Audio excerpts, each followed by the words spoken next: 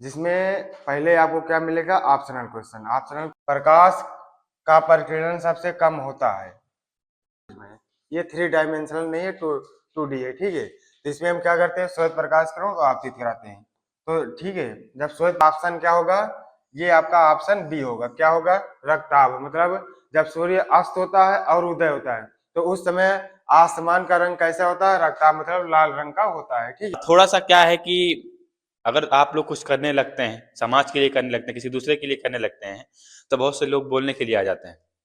तो उनके लिए हमने कहा है कि बड़े कमबख्त हैं गुब्बारे चंद सांसों में फूल जाते हैं, कि बड़े कमबख्त हैं ये गुब्बारे चंद सांसों में फूल जाते हैं। यही मोटिव है, यही सपना है। इसी के साथ हम आगे बढ़ रहे हैं। ठीक है, तो आपका सूत्र होता है क्या, n बराबर। तो हेलो दोस्तों, कैसे हैं आप सभी लोग। आशा करते हैं बेहतर और अच्छे होंगे। इसी के साथ आज ये हमारा दूसरा चैप्टर लेकर आए हैं, फिजिक्स का मोस्ट इम्पोर्टेंट क्वेश्चन, जो आपका दूसरा चैप्टर का नाम है मानव नेत्र तथा रंग बिरंगा संसार। इससे हम आपके एग्जाम इम्पोर्टेंट क्वेश्चन आपके समक्ष लेकर उपस्थित हुए हैं। ये आपके, चाहे आप यूपी बोर्ड का एग्जाम दे रहे हो, चाहे बिहार बोर्ड का, राजस्थान, चाहे जिस बोर्ड के आप एग्जाम दे रहे हो, उसमें आपके इसी तरह के प्रश्न आपको किसी न किसी सेट में क्या हुआ, छपा हुआ मिलेगा, ठीक है। तो हम क्या करते हैं, ज्यादा समय न व्यर्थ कर हम अपने टॉपिक पर आते हैं और सवाल को करना स्टार्ट करते हैं। देखिए, जिसमें पहले आपको क्या मिलेगा, ऑप्शनल क्वेश्चन। ऑप्शनल क्वेश्चन आपको हम लेकर आए, उसके बाद फिर दीर्घ उत्तरी या लघु उत्तरी कह सकते हैं कि क्वेश्चन हम लेके आए। इसी के साथ जो आपका आपके बोर्ड को देखते हुए मोस्ट इम्पोर्टेंट क्वेश्चन सवाल भी जो है, उसे भी हम कराने के लिए सवाल आपके समक्ष लेकर आए हैं। तो हम टाइम ना व्यर्थ कर अपने वीडियो को स्टार्ट करते हैं, ठीक है। देखिए क्या है, पहला प्रश्न आपका क्या है, कह रहा है कि प्रकाश का परिकिरण सबसे कम होता है। ठीक है, प्रकाश का परिकिरण मतलब किस रंग में सबसे कम होता है। तो आपका पहला ऑप्शन है किसमें, लाल रंग के लिए। दूसरा ऑप्शन है आपका पीले रंग के लिए। तीसरा ऑप्शन है आपका हरे रंग के लिए। इसके बाद चौथा ऑप्शन है नीले रंग के लिए, ठीक है। तो कहीं पर आपका जब प्रकाश का परिकिरण की बात करें, किसकी बात करें, प्रकाश के परिकिरण का, तो आपका ऑप्शन पहला सही होगा। क्या होगा, लाल रंग के लिए। जो सबसे कम होता है प्रकाश का परिकिरण, वो किसके लिए, किस रंग के लिए होता है, लाल रंग के लिए। अगर प्रकाश का परिकिरण सबसे अधिक पूछे किसका होता है, तो आपको क्या होगा, ये बैगनी रंग के लिए हो जाएगा, ठीक है। इसको ध्यान में रखते हुए, क्योंकि ये तो प्रकाश का परिकिरण सबसे कम पूछता है या तो ज्यादा पूछता है, ये दो चीज पूछता है, ठीक है। हमने आपको दोनों बता दिया। इसके बाद हम चलते हैं नेक्स्ट सवाल पे अपने। अब देखिए दूसरा क्वेश्चन क्या है आपका, कह रहा है कि श्वेत प्रकाश सॉरी इसके लिए, श्वेत प्रकाश की एक किरण कांच के बने त्रिभुजाकार प्रिज्म, ठीक है, किस प्रिज्म, त्रिभुजाकार प्रिज्म से गुजरती है। सबसे अधिक विक्षेपण का रंग होता है, विक्षेपण कह लो या विचलन कह लो, तो सबसे अधिक किस रंग का क्या होता है, विक्षेपण होता है या विचलन होता है, ठीक है। या हम लिख दे रहे हैं क्या यहाँ पर, विचलन।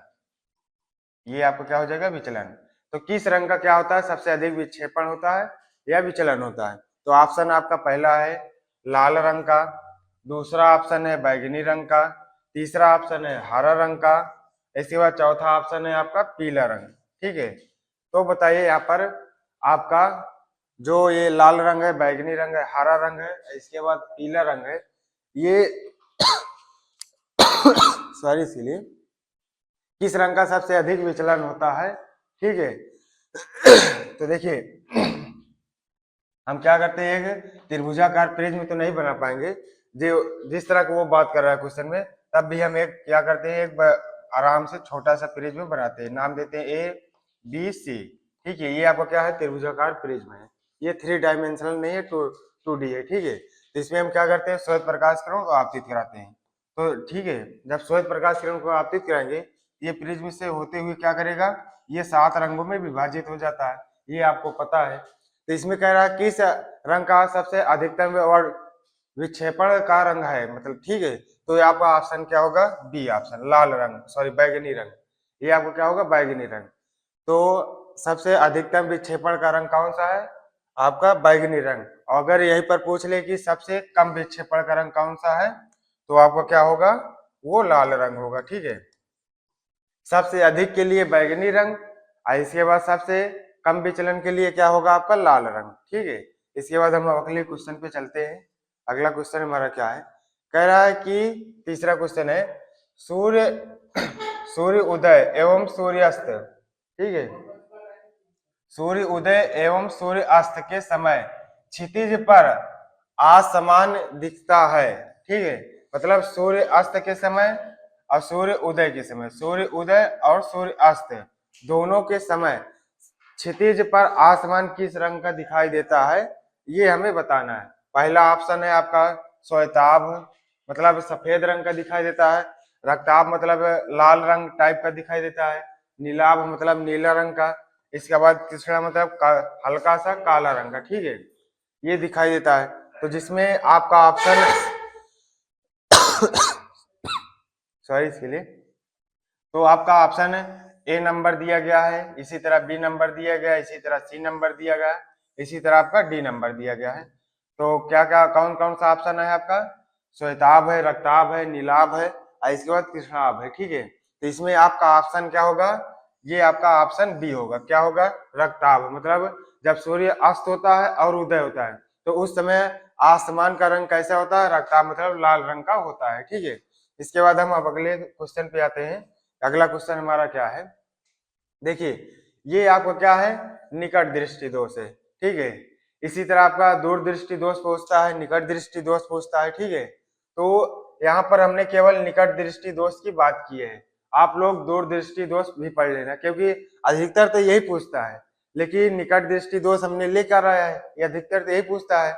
लेकिन आप सभी लोग क्या करना है, एक बार दूर दृष्टि दोष भी पढ़ के जाना। ठीक है, अब देखिए निकट दृष्टि दोष क्या है, किसे कहते हैं, इस दोष का इस दोष के क्या कारण है, ये भी हमें क्या करना है, बताना है। अब देखिए निकट दृष्टि दोष देखा जाए तो जो आपका क्वेश्चन है इसी में क्या रखा है, आंसर इसका रखा है। निकट दृष्टि दोष किसे कहते हैं, तो निकट दृष्टि दोष वाले व्यक्ति को पास की वस्तुएं स्पष्ट दिखाई देती हैं। ठीक है, मतलब यह कह सकते हैं कि निकट दृष्टि दोष से पीड़ित व्यक्ति को निकट की वस्तु क्या करती है, स्पष्ट दिखाई देती हैं, लेकिन अधिक दूर दृष्टि की वस्तुएं स्पष्ट नहीं दिखाई देती। मतलब निकट दृष्टि दोष के से पीड़ित व्यक्ति को निकट की वस्तु दिखाई देती है, लेकिन इसमें क्या होता है, दूर की वस्तुएं स्पष्ट नहीं दिखाई देती। ठीक है, ये आपको क्या है, निकट दृष्टि दोष के कारण है। इसके बाद क्या कह रहा है, इस दोष के क्या कारण हो सकते, मतलब किस कमी के कारण क्या होगा, निकट दृष्टि दोष होता है, ये हमें बताना है। तो हम कारण भी बताने चल रहे हैं। ठीक है, देखा जाए इस दोष के निम्नलिखित कारण हो सकते हैं, मतलब कई प्रकार के कारण हो सकते हैं। ठीक है, जिसमें हम दो कारण आपके लिए लेकर आए। फर्स्ट कारण है नेत्र लेंस की वक्रता त्रिज्या बढ़ जाए। ठीक है, या सीधा से हम कह सकते हैं कि नेत्र लेंस की वक्रता बढ़ जाने के कारण फोकस दूरी क्या हो जाती है, कम हो जाती है। ठीक है, ये भी कह सकते हैं, नहीं जो हमने लिखा है नेत्र लेंस की वक्रता बढ़ जाए जिससे फोकस दूरी क्या हो जाती है, कम हो जाती है, ये भी आप कह सकते हो। ठीक है, अब दूसरा ऑप्शन आपका क्या है, दूसरा विकल्प कारण क्या हो सकता है, दिया है हमने लेकर आया कि नेत्र लेंस और रेटिना के बीच की दूरी क्या हो जाती है, बढ़ जाती है। अर्थात नेत्र के गोलक, ठीक है, जो आपका नेत्र का गोला होता है, देखिए नेत्र गोला ऐसे होता है, नेत्र का गोला। ठीक है, तो जो आपका नेत्र के गोलक है सॉरी इसके लिए, नेत्र के गोलक का व्यास क्या हो जाता है, बढ़ जाता है। सीधा से कहना ये है कि नेत्र लेंस और रेटिना के बीच की दूरी क्या हो जाती है, बढ़ जाती है। ये आपका क्या है, दो कारण है। इसके बाद अगर देखा जाए इसका निवारण भी, तो अगला देखते हैं हम निवारण लेकर आए हैं, इसका निवारण। ठीक है, इसके निवारण के लिए हम सीधा कह सकते हैं कि इसके निवारण के लिए हम किसका प्रयोग करते हैं, अवतल लेंस का। इसके निवारण के मतलब निकट दृष्टि दोष के निवारण के लिए हम किसका प्रयोग करते हैं, किस लेंस का प्रयोग करते हैं, अवतल लेंस का। ठीक है, यहाँ पर हमारे टाइपिंग मास्टर ने इतना ढेर सारा लिखा है, लेकिन हम सीधा आपको छोटा सा बताते हैं कि निकट दृष्टि दोष के निवारण के लिए हम किस लेंस का प्रयोग करते हैं, अवतल लेंस का। ठीक है, ये यहाँ पर जो पढ़ा लिखा गया है इसे छोड़ देते हैं, हम नहीं पढ़ते हैं। ठीक है, क्योंकि हमारा टाइम व्यर्थ होगा, इसे छोड़ देते हैं। अब देखिए क्वेश्चन नंबर हमारा क्या है, पांचवा क्या कह रहा है, कि मानव नेत्र द्वारा किसी वस्तु का प्रतिबिंब बनता है। मतलब जो हमारे आंख द्वारा किसी भी वस्तु को देखा जाता है या किसी भी वस्तु को हम देखते हैं तो हमारे आंख के किस भाग पर वस्तु का प्रतिबिंब बनता है, जिसके कारण क्या करता है, हमें दिखाई देता है। ठीक है, यही पूछ रहा है, सीधा क्वेश्चन इसका कहना ये है। तो पहला ऑप्शन आपका है कार्निया, ठीक है, कार्निया पर। दूसरा ऑप्शन है आपका आइरिस पर। तीसरा ऑप्शन है आपका पुतली पर। इसके बाद चौथा ऑप्शन है आपका रेटिना पर। रेटिना कहे या दृष्टि पटल कहे, दोनों के काम सेम ही है। ठीक है, क्योंकि एक व्यक्ति को दो नाम से जाना जा सकता है। उसी तरह यहाँ पर रेटिना पर कहे या दृष्टि पटल पर कहे, दोनों कार्य एक ही है। ठीक है, तो मानव नेत्र द्वारा किसी वस्तु का प्रतिबिंब बनता है, तो किस पर बनता है, तो आपको क्या है, ये ऑप्शन चौथा होगा। ठीक है, ऑप्शन 4, ये आपको क्या होगा, रेटिना पर। मतलब किसी भी मानव का नेत्र पर वस्तु का प्रतिबिंब कहाँ पर बनता है, तो मानव के रेटिना पर। ठीक है, ये आपका क्या होगा, चौथा ऑप्शन सही होगा। इसके बाद हम अगले क्वेश्चन पे चलते हैं। आपका अगला क्वेश्चन क्या है, छठवां नंबर क्या है, देखिए यहाँ पर कह रहा है स्वस्थ आंख के लिए स्पष्ट दृष्टि की न्यूनतम दूरी होती है। ठीक है, क्या कह रहा है, स्वस्थ आंख के लिए स्पष्ट दृष्टि की न्यूनतम दूरी होती है, कितना होता है, ये हमें क्या करना है, बताना है। ठीक है, स्पष्ट दृष्टि की न्यूनतम दूरी होती है। यहाँ पर हमारे टाइपिंग मास्टर ने थोड़ा सा मिस्टेक किया था, तो हम इसे क्या करते हैं, हटा देते हैं। ठीक है, ये हमने क्या किया, इसे हटा दिया। अब देखिए स्पष्ट दृष्टि की न्यूनतम दूरी कितनी होती है, अगर देखा जाए तो पहला आपका ऑप्शन क्या है, कह रहा है 50 सेमी से 1000 मीटर के बीच हो। ठीक है, दूसरा ऑप्शन है आपका 25 सेंटीमीटर। तीसरा ऑप्शन है आपका 100 सेमी से 1000 मीटर के बीच हो। ठीक है, इसके बाद चौथा ऑप्शन है आपका 25 सेमी से 150 या 150 सेमी के बीच हो। ठीक है, तो इसमें आपका ऑप्शन क्या होगा, ऑप्शन दूसरा सही होगा। क्या होगा, जो आपका स्वस्थ आंख के लिए स्पष्ट दृष्टि की न्यूनतम दूरी होती है, ये कितना होता है, 25 सेंटीमीटर होता है। ठीक है, या ऐसे पूछ ले स्पष्ट दृष्टि की न्यूनतम दूरी, ठीक है, या स्वस्थ व्यक्ति की स्पष्ट दृष्टि की न्यूनतम दूरी, तो दोनों कहना एक ही है। आपको क्या होगा आंसर, 25 सेंटीमीटर होगा। ठीक है, अब अगले क्वेश्चन पे हम चलते हैं कि हमारा अगला क्वेश्चन क्या है। अब देखिए ये आपको क्या है, सवाल है। ठीक है,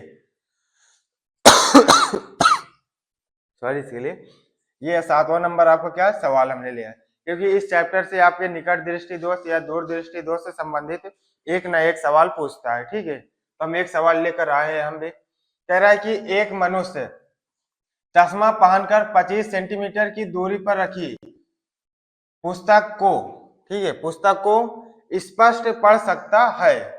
मतलब एक व्यक्ति है जो चश्मा क्या कर रहे हैं, पहने हुए हैं, 25 सेंटीमीटर दूरी पर एक वस्तु के क्या कर रहा है, स्पष्ट रूप से वो पढ़ सकते हैं पुस्तक को। ठीक है, तो कह रहा है चश्मे में प्रयुक्त लेंस की क्षमता कितना है, -2.0 डायोप्टर। ठीक है, ये क्षमता हमने इसके पहले वाले वीडियो में बता चुके हैं कि क्षमता क्या है। तो इसमें लेंस की क्षमता दिया है कितना, -2.0 डायोप्टर है।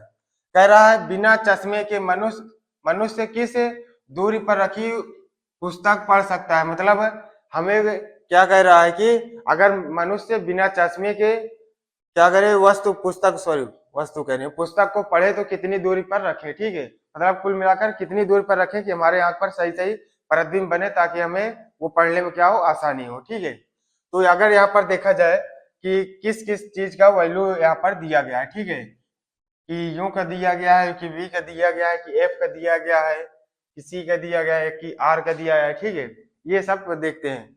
अगर देखा जाए तो जो आपका स्पष्ट दृष्टि की न्यूनतम दूरी 25 सेंटीमीटर कह रहा है, ये आपको क्या है, वस्तु की दूरी है।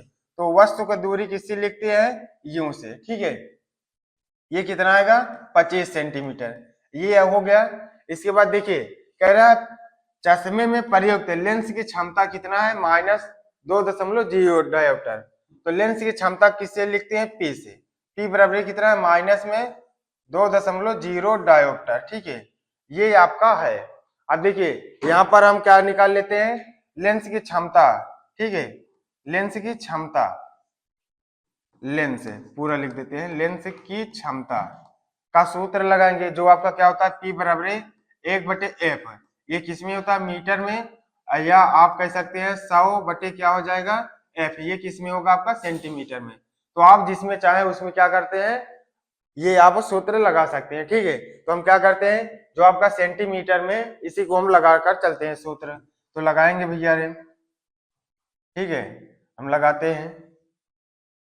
तो P बराबर क्या आएगा आपका 100 अपान में क्या आएगा एफ, एफ आया। अब देखिए यहाँ पर लेंस की क्षमता का मात्रा सॉरी लेंस का क्षमता का मान कितना दिया माइनस का 2 डायोप्टर, तो क्या लिखेंगे माइनस में 2, ठीक है, 0.0 बराबर ये कितना आया 100 बटे में एफ, इसके नीचे हम क्या माना 1, तो इसका क्या कराएंगे तिर्यक गुणित, ये क्या आएगा 100 अपान में माइनस का 2.0, ठीक है, दशमलव के बाद 0 का कोई मान्य नहीं होता है, इसे हम क्या करते हैं हटा देते हैं। तो इसे काटेंगे तो एफ बराबर आपका कितना आया, काटेंगे तो ये माइनस का 50 सेंटीमीटर आया, ठीक है।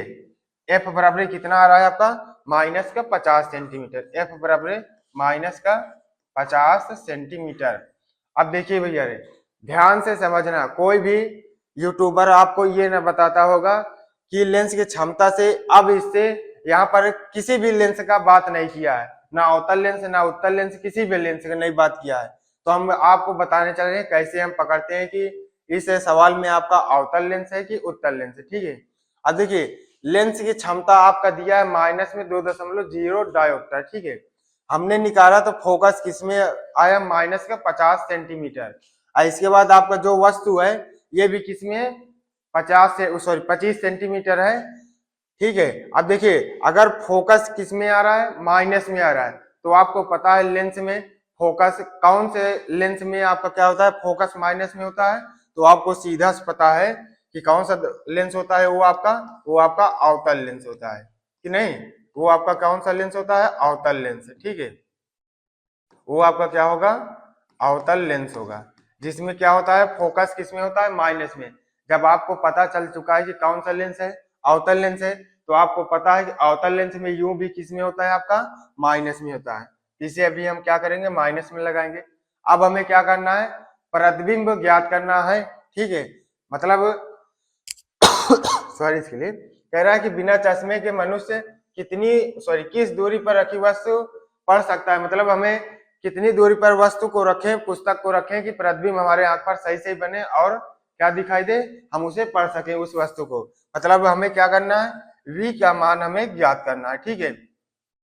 ये आपका आएगा, इसे देखिए हम क्या करते हैं और थोड़ा छोटा कर देते हैं, ठीक है, इसे हम क्या करते हैं थोड़ा और छोटा करते हैं, ये पूरा मिट जाएगा क्या भाई,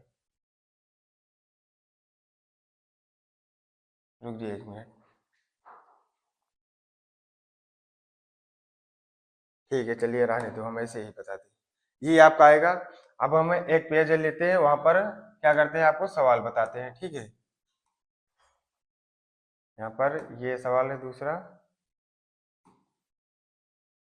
एक पेज हम लेते हैं। देखिए अगर देखा जाए लेंस का सूत्र क्या होता है आपका लेंस का सूत्र, ठीक है, चाहे आपका अवतल लेंस हो चाहे उत्तल लेंस हो, उसका सूत्र क्या होता है 1/f बराबर 1/v माइनस 1/u, ये आपको क्या होता है सूत्र होता है, हमने जो कि आपके अगले वीडियो में हमने आपको सिखाया है, ठीक है। अब देखिए इसमें f और u का वैल्यू दिया है, तो हम देखते हैं f और u का वैल्यू क्या है सॉरी इसके लिए u का वैल्यू है कितना माइनस का 25 सेंटीमीटर, f का वैल्यू है माइनस का 50 सेंटीमीटर, इसे क्या करते हैं हम रखते हैं तो 1/f, f का वैल्यू है माइनस का 50 सेंटीमीटर ऐसे रखा बराबर 1/v ऐसे रहने दिया, ये माइनस लगाए 1/u का वैल्यू कितना है आपका माइनस का 25 सेंटीमीटर, इसे लिख लिया 1/माइनस का 50 ऐसे रहने देते हैं, ये माइनस इसे भी ऐसे रहने बराबर लगा 1/v, ये माइनस क्या आएगा आपका प्लस हो जाएगा, तो 1/, कितना है 25, ये हो गया। अब ये 25 को क्या करेंगे प्लस में इधर ले आएंगे तो किसमें हो जाएगा माइनस में, तो 1/माइनस का 50 ये प्लस में तो इधर आएगा किसमें हो जाएगा माइनस में 1/25, ठीक है, बराबर क्या आएगा आपका 1/v। अब क्या करेंगे 50 और 25 का क्या ले लेंगे आप एलसीएम लेंगे, 50 और 25 का एलसीएम लेंगे तो कितना आएगा आपका 50 आ जाएगा, 50 को 50 से भाग करेंगे भैया रे कितना आएगा 1 आएगा, 1 का 1 से गुणा होगा तो कितना आएगा माइनस का 1, क्योंकि ये माइनस लगा है, इसके बाद ये माइनस लगा 50 में जब 25 से भाग करेंगे कितना आएगा, 25 दूना 50, मतलब कितना है 2 आया। 2 का 1 से गुणा होगा तो कितना, 2 एक अंडम 2, ठीक है, बराबर कितना है 1/v। अब देखिए ये माइनस ये माइनस, माइनस माइनस आपको पता होगा क्या होगा, प्लस होता है, ये जुड़ जाएगा, 2 1 3 आ जाएगा। लेकिन यहाँ पर एक चीज ध्यान देना, बड़ी संख्या का आगे जौन सा चिन्ह रहता है, अगर प्लस का चिन्ह रहेगा प्लस लेंगे, माइनस का चिन्ह रहेगा तो कौन सा चिन्ह लेंगे, माइनस का। तो बड़ी संख्या का कौन सा चिन्ह है, प्लस, सॉरी माइनस का, तो हम माइनस लेकर चलेंगे। बटे में कितना है आपका 50 है, इसे 50 लिख लिया, बराबर 1/v है, 1/v लिख लिया। अब देखिए हमें 1/v का मान नहीं ज्ञात है ना, केवल हमें v का मान ज्ञात करना है। ना विश्वास हो तो आप पीछे देख लो, हमने केवल v कहा है, केवल v का मान हमें ज्ञात करना है, 1/v का मान हमें नहीं ज्ञात करना है। तो क्या करेंगे, हम इसमें तिर्यक गुणा कराएंगे, ठीक है, नहीं तो आप 1/v को पलट दो, जब दाएं साइड वाला पलटेगा तो उसके देखे देखा बाएं साइड वाला भी पलट जाएगा। हम क्या करते हैं, पलट देते हैं, ठीक है। ये 50 बटे क्या आ जाएगा आपका, 3 आ जाएगा माइनस में, बराबर क्या आ जाएगा v। अब इसे क्या करते हैं, भाग करते हैं, 50 को हम क्या कर रहे हैं, 3 से भाग कर देंगे, तो 3 एकम 3 आ जाएगा। ये कितना हुआ, 2 हो गया, ये 0 आया, तिछंग 18 हो गया, ये फिर 2 आया, दशमलव लगाए 0, ये तिछंग 18, ऐसे बढ़ता चला जाएगा, तो 16.6 हम कह सकते हैं। इम्प्लाई डाइट करके लिखेंगे क्या, v बराबर है आपका, ये माइनस से माइनस लगाया 16.6। अब देखिए आप लोग डिसाइड नहीं करेंगे कि सेंटीमीटर लगाएंगे या मीटर लगाएंगे, आपके सवाल में जो कह रहा होगा, ठीक है। अगर मीटर कह रहा है तो मीटर लगाकर चलेंगे, अगर सेंटीमीटर कह रहा है सेंटीमीटर लगाकर चलेंगे। अब देखिए आपके सवाल में कहा क्या है, यहाँ पर सेंटीमीटर है, सेंटीमीटर में, तो आपका जो प्रतिबिंब की दूरी है ये भी किस में आएगा, आपका सेंटीमीटर में आएगा। ये आपका क्या होगा, सेंटीमीटर में आएगा। इतनी दूरी पर वस्तु रखा जाएगा तो स्पष्ट क्या करेगा वो व्यक्ति, चश्मा लगाकर, बिना चश्मा लगाकर भी पढ़ सकता है, ठीक है। अब इसके बाद हम अगले क्वेश्चन पे हम अपने आते हैं कि अगला क्वेश्चन क्या है। तो हेलो बच्चों, कैसे हैं आप लोग। आशा करता हूं कि आप लोग स्वस्थ होंगे, मस्त होंगे, एंजॉय कर रहे होंगे बढ़िया भैया का सेशन। अगर आप यहां तक देख ही लिए हैं तो बस रिक्वेस्ट रहेगी कि शेयर करिएगा। और थोड़ा सा क्या है कि अगर आप लोग कुछ करने लगते हैं, समाज के लिए करने लगते हैं, किसी दूसरे के लिए करने लगते हैं, तो बहुत से लोग बोलने के लिए आ जाते हैं। तो उनके लिए हमने कहा है कि बड़े कमबख्त हैं ये गुब्बारे चंद सांसों में फूल जाते हैं, कि बड़े कमबख्त हैं ये गुब्बारे चंद सांसों में फूल जाते हैं, थोड़ी सी ऊंचाई पाकर अपनी औकात भूल जाते हैं। तो लेकिन के लिए, ये गुब्बारों के लिए नहीं, कि जिनके लिए है वो अपना समझ लें और समझेंगे जरूर। और हमारी बात क्या है, देखिए हम अभी नए नए आए हैं, हम बच्चों के भविष्य के लिए सोच रहे हैं, नए जनरेशन के लड़के हैं, सोच रहे हैं कि नया विकास करें, एक नए तरीके से, नए अंदाज से पढ़ाएं। हम तो बस अपना सिंपल सा कहते हैं, सिंपल सा फंडा है कि भाई हम सीखते हैं और सिखाते हैं, और आपसे सीखते रहेंगे और आपको सिखाते रहेंगे। और इसीलिए हम कहते हैं कि हम अभी बच्चे हैं, दांत हमारे कच्चे हैं, कि हम अभी बच्चे हैं, दांत हमारे कच्चे हैं, हम भी लड़ने जाएंगे, सीने पे गोली खाएंगे, मर जाएंगे मिट जाएंगे, भारत देश बचाएंगे। तो बस यही मोटिव है, यही सपना है, इसी के साथ हम आगे बढ़ रहे हैं। और बस यही रिक्वेस्ट रहेगी कि आप लोग ज्यादा से ज्यादा शेयर करें। कोई कुछ भी कहे, हमसे उससे लेना देना नहीं है, आपको अपनी पढ़ाई पर फोकस रखना है। कोई कुछ कहता है, कोई कुछ कहता है, उससे लेना देना नहीं है, बस पढ़ते रहिए और आगे बढ़ते रहिए। बस अब आप सेशन एंजॉय करिए, आशा करेंगे कि आपको अच्छा लगेगा। धन्यवाद, जय हिंद। चलिए भाई, अब अगले हम अपने नेक्स्ट टॉपिक पे आते हैं, ठीक है। अब देखिए यहाँ पर हमने क्वेश्चन लिखा है, मानव नेत्र का सचित्र वर्णन कीजिए।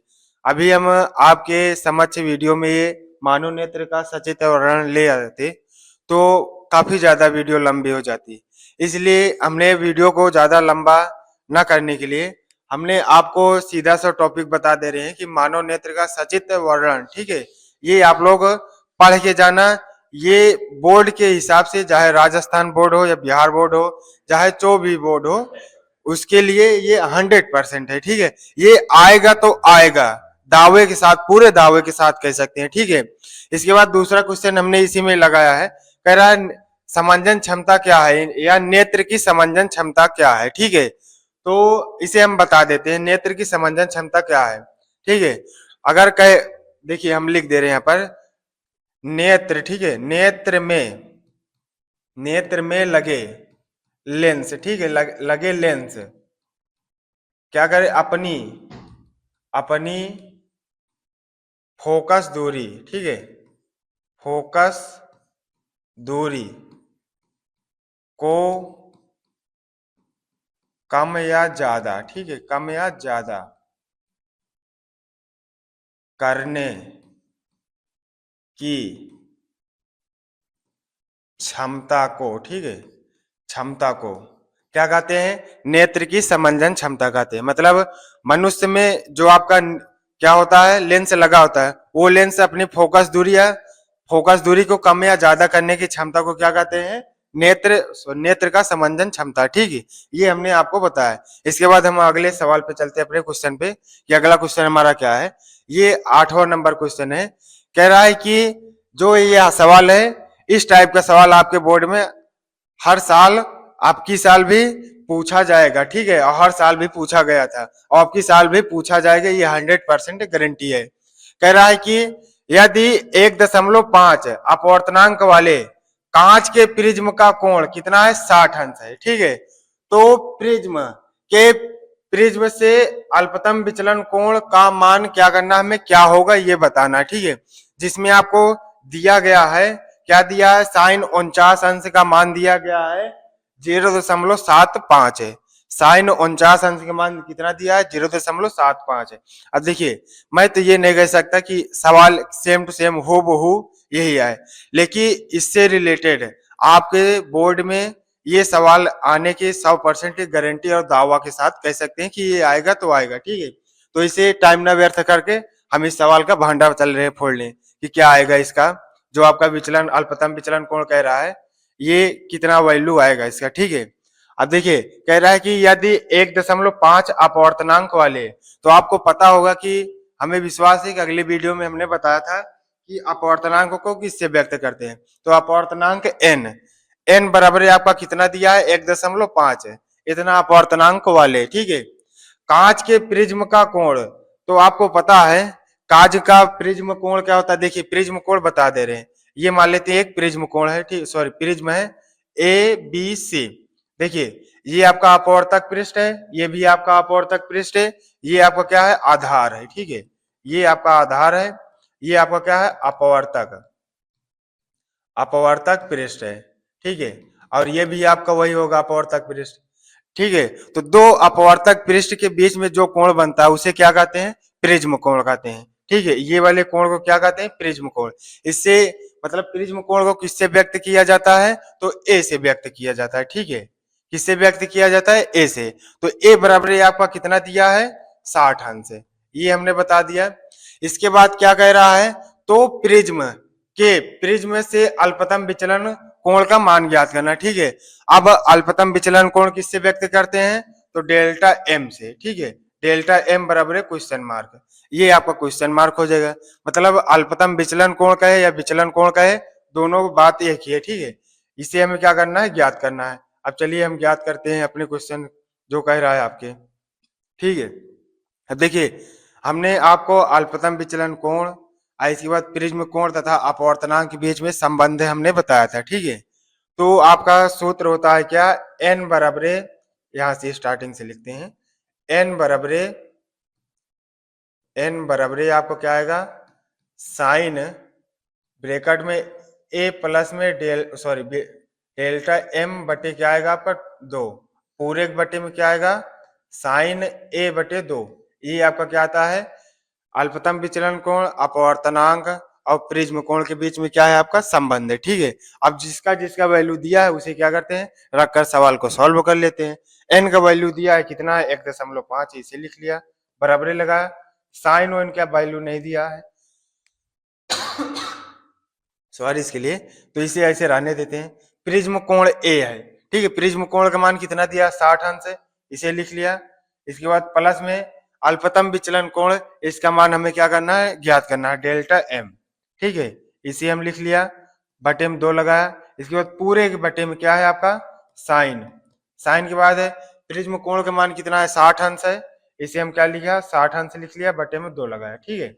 अब देखिए, अंश बटे हर, ये क्या हो जाएगा, कट जाएगा, तो ये कितना आएगा आपका, 30 अंश आ जाएगा, ठीक है। इसके नीचे 1 माना, तो तिर्यक गुणा कराते हैं, तो आपका क्या आएगा, 1.5 इंटू में क्या आएगा आपका, साइन 30 अंश है। ये आपका आ जाएगा बराबरी क्या आएगा, ये साइन, इसके बाद ये कितना है 60 अंश प्लस में डेल्टा एम बटे में आपको क्या आएगा 2 आ जाएगा, ये आ जाएगा। अब देखिए यहाँ पर साइन 30 अंश आया, साइन 30 अंश के बाद कितना होता है 1/2 होता है, ठीक है। ये वैल्यू आप लोग याद करके जाना, नहीं सवाल आपका एग्जाम में आएगा तो क्या हो जाएगा आप लोग फंस जाओगे, फिर दूसरे से पूछोगे, ठीक है। ये कितना आएगा 1/2 आएगा बराबरी, इसको हम क्या करते हैं पूरे को ऐसे रहने देते हैं, ठीक है। साइन इधर 60 अंश प्लस में डेल्टा एम बटे में क्या है आपका 2 है, इसे ऐसे रहने देते हैं। अब देखिए इसको काटेंगे, ठीक है, क्या करते हैं इसको काटते हैं, काटेंगे तो कितना आएगा, ये 15 लिखा, देखिए 15 गुणे ये कितना आएगा 20 लिख देते हैं, क्योंकि दशमलव हटाएंगे 0 आएगा तो 20 आ जाएगा, ठीक है। बराबर ये आपका कितना आएगा, ये साइन 60 अंश प्लस में डेल्टा एम बटे में कितना आएगा 2, ठीक है। अब देखिए 2 से काट दे रहे हैं, ये फिर 1.5 आ जाएगा भाई, तिर्यक गुणा कराने, देखिए यहाँ पर 2 से 2 कटेगा, ये 10 आ जाएगा, ठीक है, ठीक है, ये 10 आ जाएगा। इसके बाद ये 15 को ऐसे रहने देते हैं, तो इधर गुणा कराएंगे कहाँ नहीं होगा, 1 कितना आएगा 1.5 ही आएगा, ठीक है। ये कितना आएगा साइन 60 अंश प्लस में डेल्टा एम, यहाँ पर हमें कितना लाना है साइन 49 लाना है, ये कैसे आएगा देखते हैं भाई।